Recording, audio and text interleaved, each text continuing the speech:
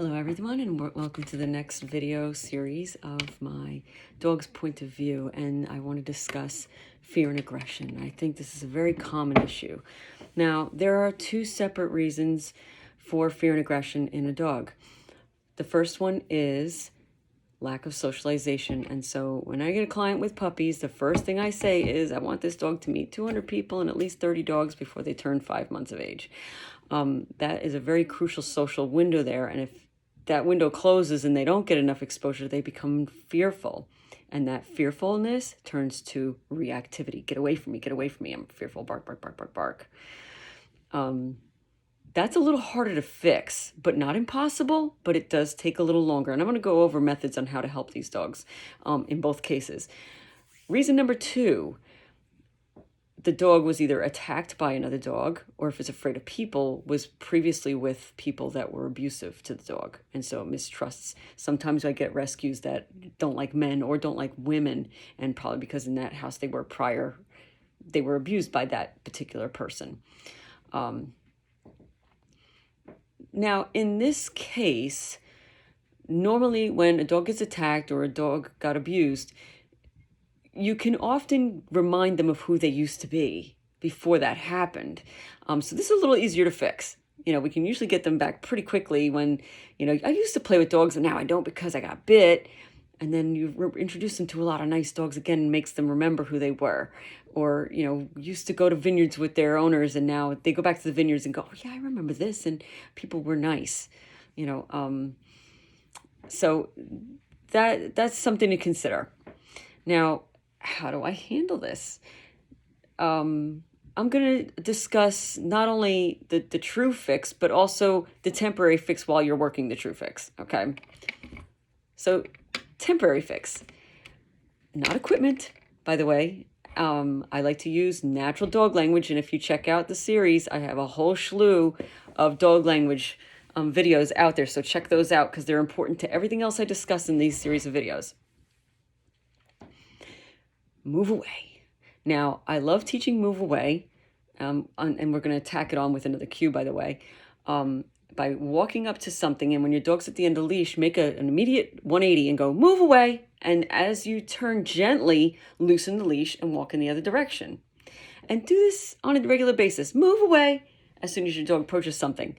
And when you start to say move away, and instead of you gently pulling the dog automatically turns. They start to know the cue. Then when the dog's in the house and they're walking towards something, say, move away. And if they make a U-turn, they now know the cue. Okay? Now, the next cue is go sniff. Sniffing, as you saw in my language video, is a way a dog calms itself down. Now, they can't speak and sniff either, so it's also a quiet dog, but it's calming. So what I do to teach that, every bag of treats and food has crumbs on the bottom. Don't throw those out. Those are very, very valuable crumbs. Bring a bag of crumbs with you on a walk. Pull out the crumbs, say move away, and pull your dog over to the grass, and then throw some crumbs in the grass and say, go sniff. Now your dog is sniffing, and it smells good. I like Stewart dry liver, by the way, because you can just crumble that right up. And it's liver, and the dogs love that stuff, so just crumble the liver in there. Now, they can smell a scent that's 2 weeks old, so that same spot can keep used over and over again. Now, move away, go sniff. Now, after a while, you won't have to sprinkle stuff away. You can just say, move away, go sniff, and your dog's just going to start sniffing the grass. Ideally, pick a tree or the cliche fire hydrant or pole where it's been marked 100 times. I like sumps because every dog has marked those. Move away, go sniff.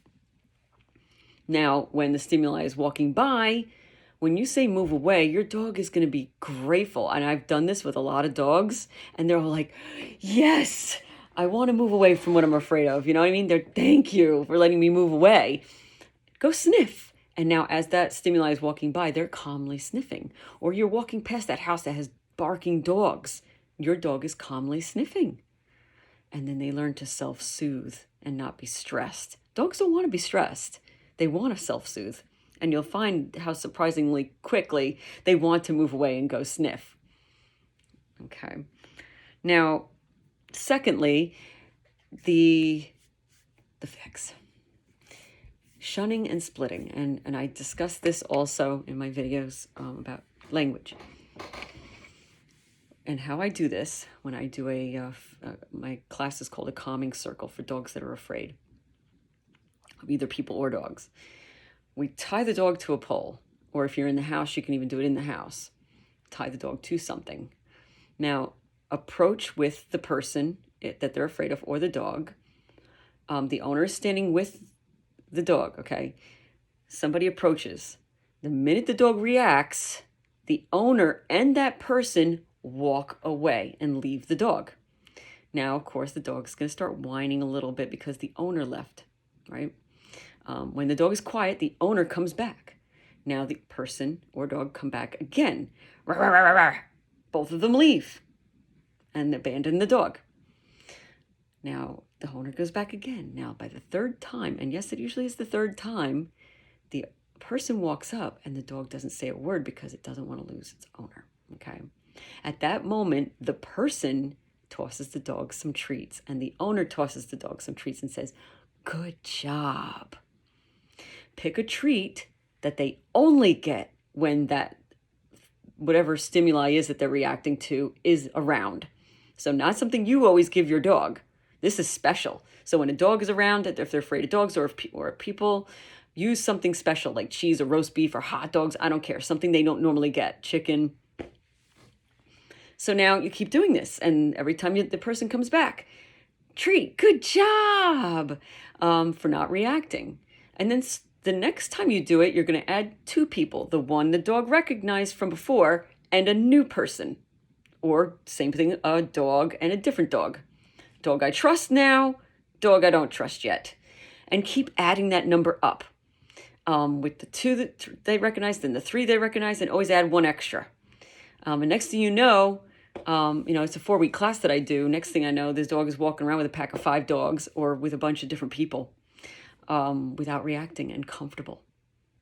And this is a gentle and natural dog language way that dogs say, "Oh, my owner trusts that person or dog and walked off with them when I did that."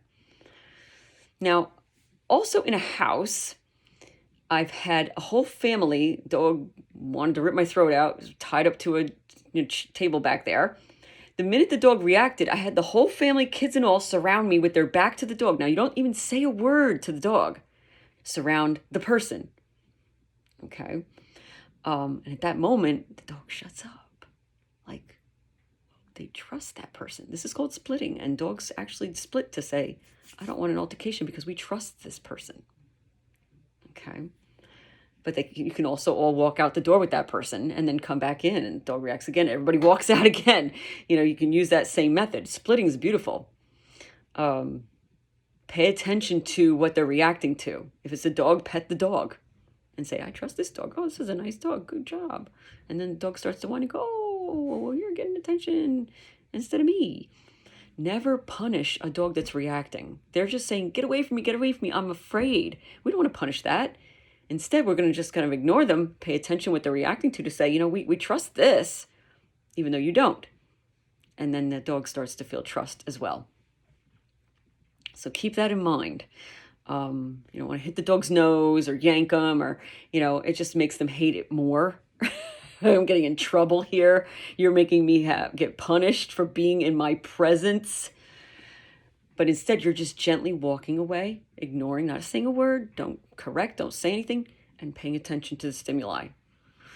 This creates a dog who then starts to trust stimuli and also doesn't want to lose you. So, fear and aggression.